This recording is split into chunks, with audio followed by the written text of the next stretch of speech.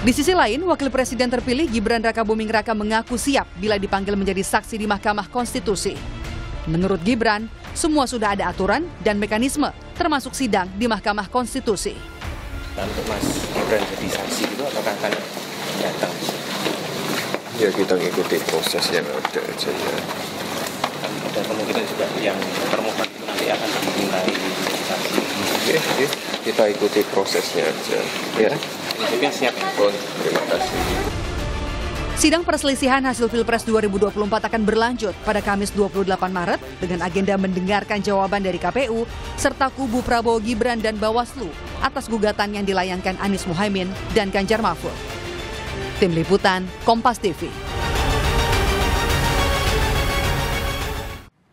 Sementara tim kuasa hukum Ganjar Mahfud menuntut pembatalan keputusan KPU tentang hasil pemilu 2024.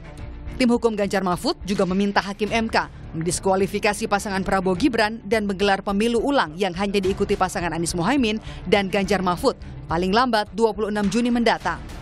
Mendiskualifikasi Haji Prabowo Subianto dan Gibran Rakabuming Raka selaku pasangan calon peserta pemilihan umum presiden dan wakil presiden tahun 2024 dalam keputusan Komisi Pemilihan Umum nomor 1632 tentang penetapan pasangan calon peserta pemilihan umum presiden dan wakil presiden tahun 2024 tertanggal 13 November 2023 kepada Komisi Pemilihan Umum untuk melakukan pemungutan suara ulang untuk pemilihan presiden dan wakil presiden tahun 2024 antara Haji Anies Rashid Baswedan dan Dr. Haji Muhaimin Iskandar sebagai pasangan calon nomor urut 1 dan Haji Ganjar Pranowo dan Profesor Dr. Haji Mahfud MD selaku pasangan calon nomor urut 3 di seluruh tempat pemungutan suara di seluruh Indonesia selambat-lambatnya pada tanggal 26 Juni 2024.